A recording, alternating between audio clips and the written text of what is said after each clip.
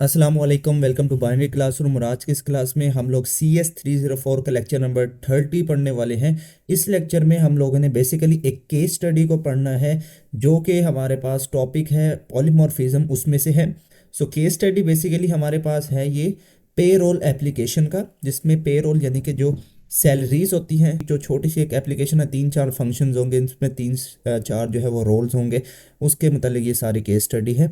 सो बढ़ते हैं लेक्चर की तरफ। तो सबसे पहले तो थोड़ा बहुत कॉन्सेप्ट वहीं रिकॉल किया गया कि पॉलीमॉर्फिज्म होता क्या है।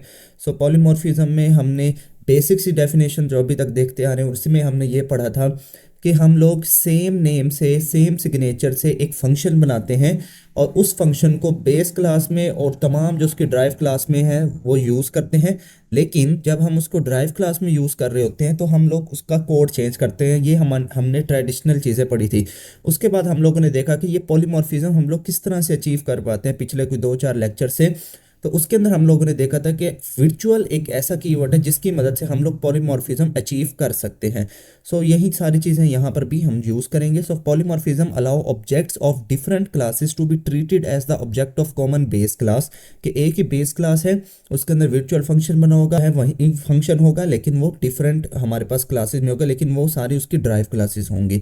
Enable dynamic behaviour and flexible code. इससे क्या होगा कि आपका ओवरऑल जो कोड होगा वो डायनेमिकली चलेगा, क्योंकि हर फंक्शन हर क्लास के ऑब्जेक्ट के लिए आपका जो फंक्शन होगा वो चेंज होगा, लेकिन उसका नाम तो सेम होगा। तो इस चीज़ को अचीव करने के लिए आप लोगों ने पढ़ा हुआ है वर्चुअल फंक्शन या फंक्शन ओवरराइडिंग, ये सारा कॉन्सेप्ट इसमें लगता है। केस स्टडी के ऊपर आते हैं। केस स्टडी का हमारा टाइटल है simple payroll application. Payroll application एक ऐसी एप्लीकेशन को कहते हैं जिसके अंदर जो आपके एम्प्लॉयज़ हैं उनकी जो सैलरीज होती हैं उनमें से उनको मैनेज करना है एक किस्म का। अब उनमें से टैक्स काटना है, उनमें से कुछ उसकी बेस सैलरी अलग करनी है, नेट सैलरी अलग करनी है, और पता नहीं कौन कौन सी ग्रॉस सैलरीज होती है। तो इस तरह की चीज़ होती हैं। तो ये सारी चीज़ें आप लोगों ने मैनेज करनी थी। इसको पेरोल सिस्टम कहा जाता है। Payroll system for salaried over and commission employees के जो एम्प्लॉयज़ हैं, अगर वो सैलरीड है यानी कि मंथली सैलरीज लेता है उसको भी मैनेज करना है, आवरली सैलरी लेता है उसको भी मैनेज करना है, कमीशन बेस्ड एम्प्लॉय है उसको भी मैनेज करना है। Use polymorphism for salary calculation and reporting. Salary calculate करने के लिए आपने कहता है कि पॉलीमॉर्फिज्म यूज़ करना है। सो इसको डिमॉन्स्ट्रेशन देखते हैं किस तरह से होती है। सबसे पहले को हायरार्की समझे जो हमारे पास पेरोल एप्लीकेशन की है। यहाँ डायग्राम में, या आपके नोट्स में से ही ली गई डायग्राम है, जिसके अंदर एक एम्प्लॉय जो बेस क्लास है, जो कि तमाम जो कॉमन फीचर्स होंगे तमाम एम्प्लॉय के उसको होल्ड ऑन करेंगे। जैसे कि हर एम्प्लॉय का नेम होगा, हर एम्प्लॉय की जो सैलरी है उस पर टैक्स तो कटेगा, तो वो टैक्स रेट होगा। इसी तरह गेट नेम और कैलकुलेट सैलरी, ये दो मेथड्स होंगे जो कि एम्प्लॉय की बेस क्लास में से आएंगे। अब ये जो कैलकुलेट, अब इसी से जो है हमारे पास 3 ड्राइव क्लासेस निकल रही हैं। एक सैलरीड एम्प्लॉय है, एक आवरली एम्प्लॉयड है, और एक कमीशन बेस्ड एम्प्लॉय है। ज़ाहिर सैलरी से आपको इनपुट लेनी पड़ेगी, बाकी कैलकुलेट सैलरी इसकी भी आप करेंगे। आवरली जो एम्प्लॉय है उसको उसके आपको आवर्स भी लेने पड़ेंगे, कितने घंटे वो काम करता है और 1 घंटे का कितना वो चार्ज करता है, और उसको कैलकुलेट करने के लिए आपको ऑब्वियस सी बात है एक मेथड चाहिए होगा जो कि कैलकुलेट सैलरी नाम से मौजूद है। उसके बाद तीसरे नंबर पे है कमीशन बेस्ड जो एम्प्लॉयज़ हैं उनकी उनकी भी आपको सैलरीज चाहिए होगी और उनका कमीशन रेट चाहिए होगा कि कितना % वो कमीशन चार्ज करते हैं, और लास्ट में उसका कैलकुलेट। अगर आप देखें तो ये चारों में आपको कैलकुलेट सैलरी नाम से जो मेथड है ये सेम नाम से नज़र आ रहा है। इट मीन्स इसी के अंदर आपको पॉलीमॉर्फिज्म देखने को मिलेगी कि नाम सेम होगा लेकिन वर्किंग इसकी डिफरेंट होगी। तो ये डायग्राम मैंने सारी एक्सप्लेन कर दी, यहाँ पर भी लिखा हुआ है।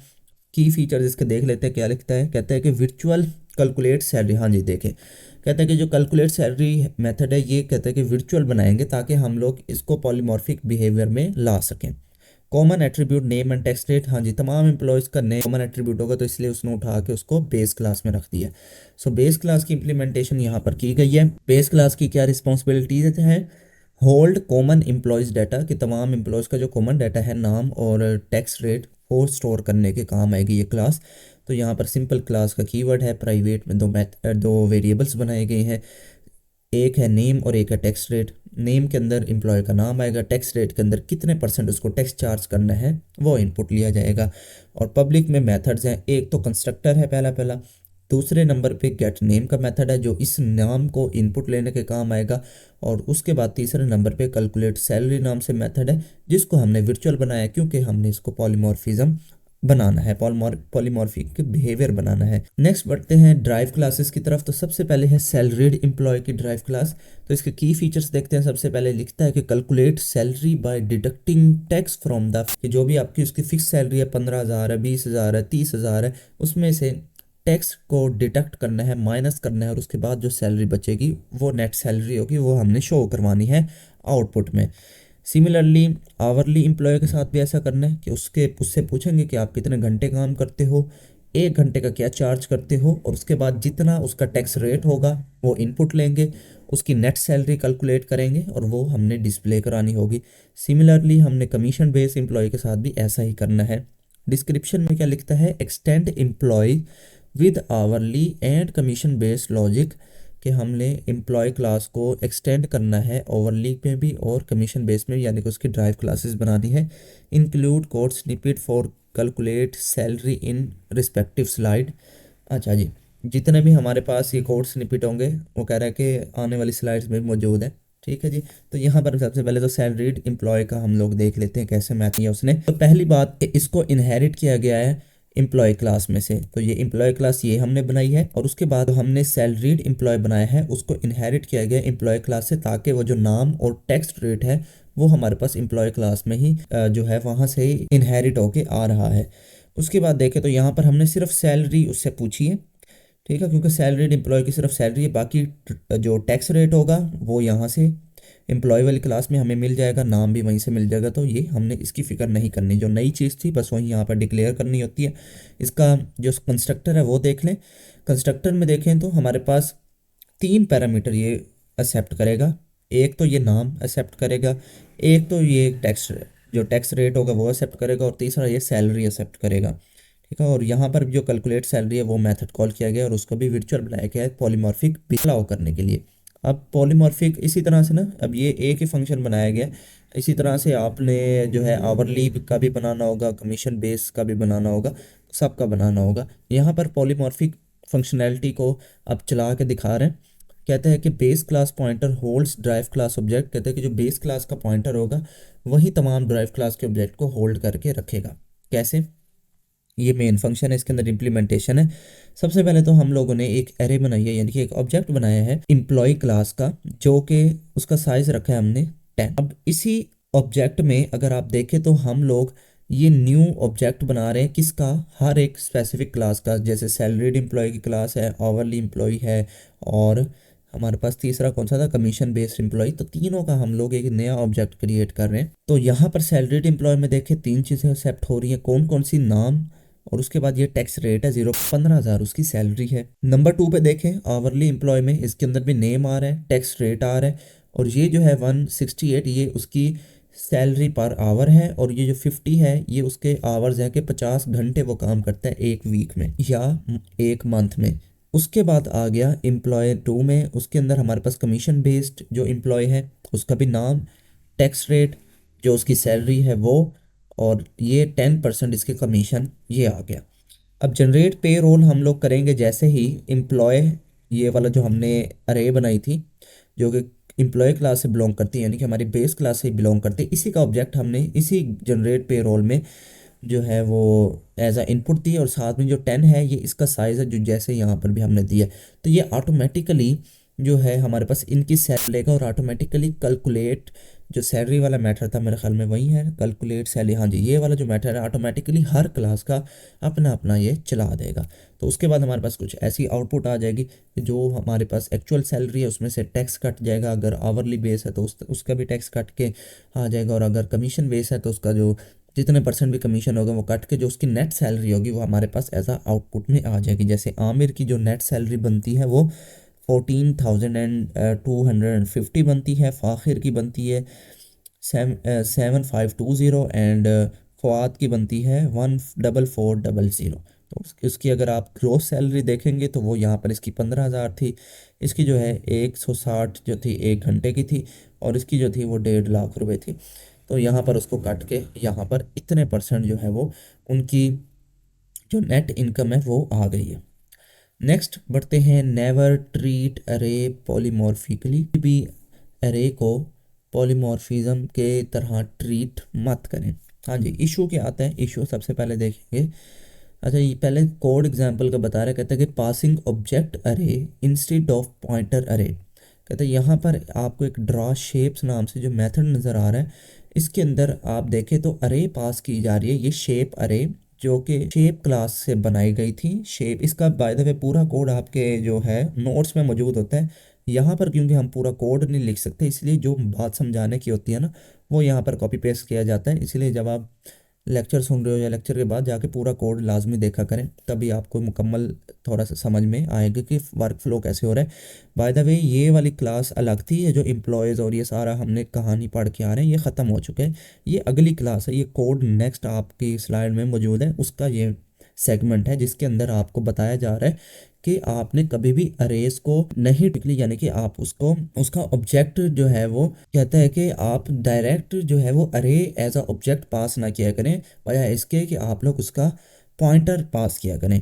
सबसे पहले ये जो है ये प्रॉब्लमेटिक हमारे पास इसका कोड है, और इसका आगे नेक्स्ट स्लाइड में इसका सोल्यूशन भी आएगा। तो ये क्लास अलग है, शेप नाम से क्लास है, उसकी एक अरे है शेप अरे, जिसका साइज जो है वो 10 है।